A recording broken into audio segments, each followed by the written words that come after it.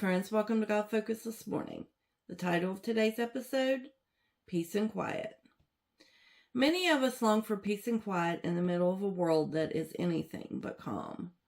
God's voice, the enemy's voice, social media, TV, billboards, work, responsibilities, bills, dirty dishes, laundry, family, and other people all fight for our attention.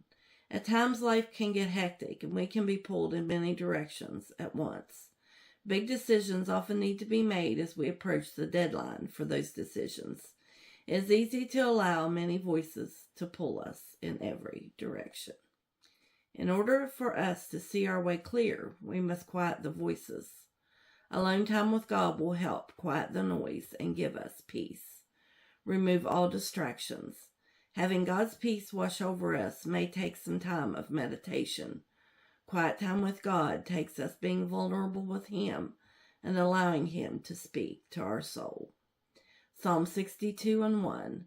Truly my soul waiteth upon the Lord. From Him cometh my salvation. He will save our soul from hell, but He saves us from so much more. Overanalyzing, fear, and anxiety. He will come into the middle of our storms and speak peace, be still.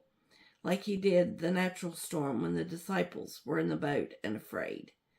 He can take our troubles and trials, and even if we are in the middle, give us peace to walk through whatever we're facing.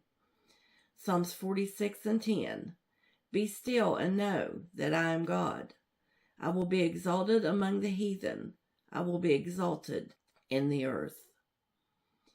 This is a powerful instruction from the Lord. In our modern times, we feel it means to get somewhere quiet and meditate, which is a good practice. Quiet time with God is always a good idea. However, during the time this was written, Israel was at war. God is not saying to be still or to rest. God wanted them to cease their fight and look to Him. He wanted them to see Him for who He was, their God. How many times in the Bible did God say things like He would fight our battles? He would go before us and fight.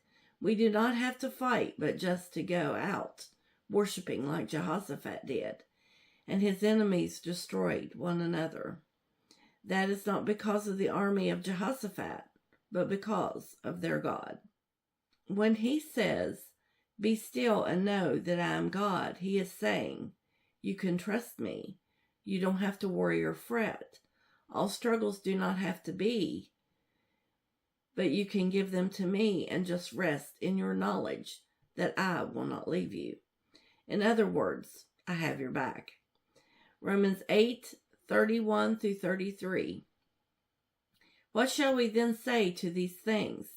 If God be for us, who can be against us? He that spared not His own Son, but delivered Him up for us all, how shall He not with Him also freely give us all things? Who shall lay anything to the charge of God's elect? It is God that justifieth. He wants us to understand that He has us in His hand, and He will give us what we need. We can rest safely in the assurance that He is there and will always be there. When He says, be still and know, He means for us to stop and pay attention to what we already know of His character. We may be in the battle of our lives, but we can have peace in the chaos if we stop and acknowledge that He is God. This is how we get the peace and quiet in a world full of all sorts of noise. Thanks for watching. Until next time, be bold, be brave, and keep your God focus. Like, share, and subscribe for more encouragement. Have a wonderful day.